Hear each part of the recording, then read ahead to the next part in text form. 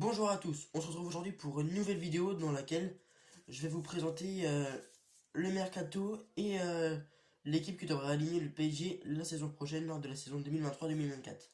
Donc dans cette vidéo on va retrouver le mercato, donc les ventes, les achats et après la compo. Donc concernant le mercato, donc on va d'abord commencer avec les ventes.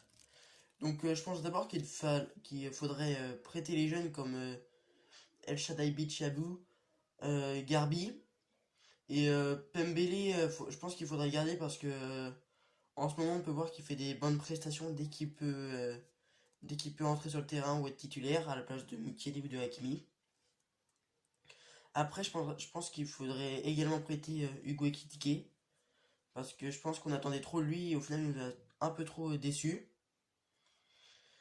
Euh, Après du coup je vais vous passer aux ventes du club. Donc là les valeurs marchandes que je vais vous dire, ce sera sur Transfer Market que je les ai trouvées. Donc d'abord, je pense qu'il faut prendre Carlos Soler.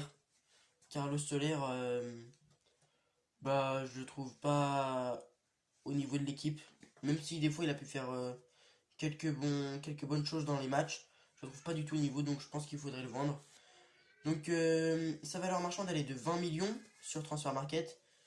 Donc ça ferait une bonne petite vente pour un joueur comme ça. Ensuite, je vendrais Messi. Parce que Messi, je pense pas qu'il apporte ce qu'on pensait qu'il pourrait apporter. Parce que avant la Coupe du Monde, c'était un grand Messi, ou du moins un Messi meilleur que sa première saison. Et puis cette saison, bah, après la Coupe du Monde, on retrouve un Messi que le Messi l'année dernière. Après, en vente, ouais, en vente, je pense qu'on pourrait peut-être vendre un des gardiens comme le Tellier ou Rico, qui coûte à peu près 6-7 millions. Rico et le Tellier, il vaut à peine 1 million. Voilà. Donc maintenant, les recrues. Donc il y aurait que deux recrues. Donc ce serait déjà, il y en a qui diraient qu'ils achèteraient Skriniar. Moi perso, je mets pas Skriniar parce que je le trouve pas fou. Enfin, je le trouve pas indispensable. Comparé au match que il y en a qui vendraient Ramos et qui mettraient Skriniar, alors que moi je trouve que Ramos perso contre le Bayern, c'était un des meilleurs joueurs sur la phase aller-retour. Du coup, je pense qu'il faudrait le garder. Après, il y en a qui critiquent Marquinhos. Marquinhos, bah, ça arrive de faire d'avoir des mauvaises périodes ou de faire des mauvais matchs. Mais Marquinhos, c'est toujours Marquinhos, donc je pense qu'il faut le garder. Après, du coup, en achat, moi j'achèterais Bernardo Silva. Parce que Bernardo Silva, c'est quelqu'un déjà qui est technique, qui a une bonne vision du jeu et qui fait souvent les retours défensifs. Donc Bernardo Silva, lui, ce serait pour le mettre en milieu droit. Donc Bernardo Silva, lui, il vaut à peu près entre 80 et 90 millions. Donc déjà, ça serait un bon joueur qui, euh, qui serait payé par les bénéfices des ventes de Messi et Soler plus tous les autres. Et sinon, je prendrais aussi Colomwani. Donc Colomwani qui est à 100 millions. Mais je crois que Paris veut le mettre 120 millions dessus en ce moment, je vois ça. Du coup, je pense que Colomwani serait une bonne recrue parce que, comme on l'a vu avec l'équipe de France, il peut changer tout un match à lui tout seul. Après, Colomwani, c'est un gars qui a de la personnalité, qui connaît bien la ville parce que je crois qu'il vient de Paris, qui est français. Et puis, il est assez rapide, technique, donc je pense qu'il irait bien avec Mbappé. Donc voilà. Et parce qu'après, je pense aussi qu'il y aura des jeunes du centre de formation qui vont arriver, qu'il faut aussi privilégier les jeunes parce que dans un match difficile, ils peuvent toujours apporter leur. Comment on dit leur envie de jouer et leur énergie. Parce que je pense que les jeunes comme Zaire Emery, ils ont plus d'énergie que des mecs comme Messi qui courent pas sur un terrain et qui marchent tout le temps. Même s'ils peuvent créer des actions tout seuls.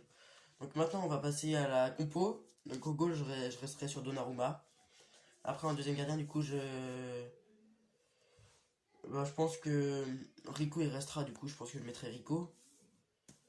Après, euh, en arrière droit, je mettrai Hakimi.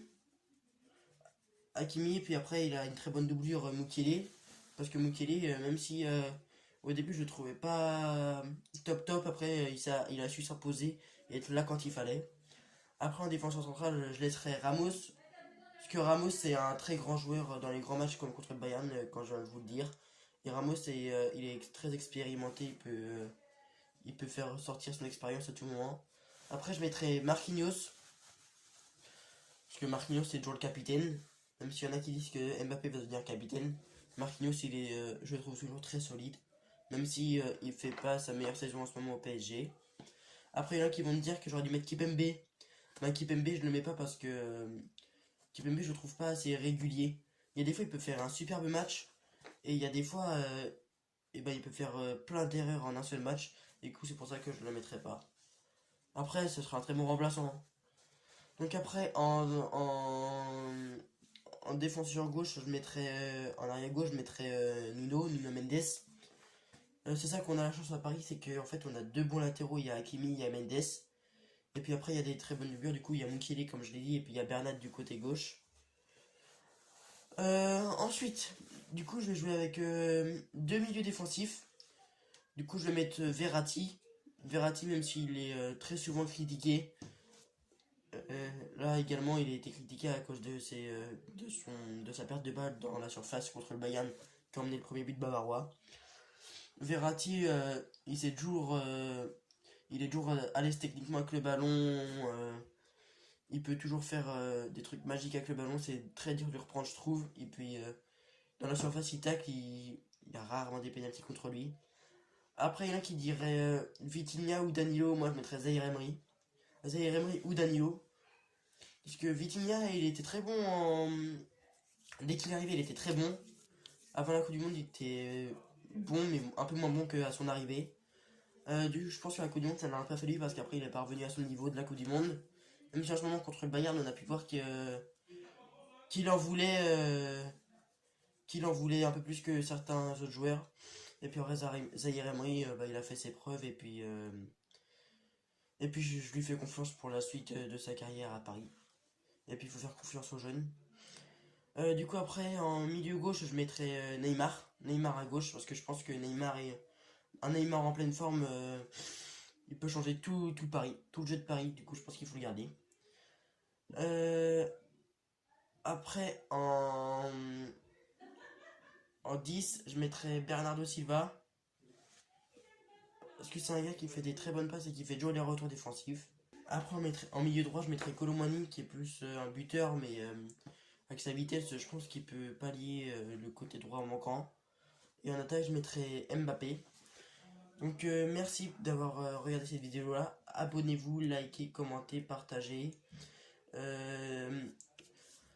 Donc n'hésitez pas à commenter des projets là que vous voudriez voir dans ce sorte de projet là et de vidéos comme ça. À la prochaine. Salut!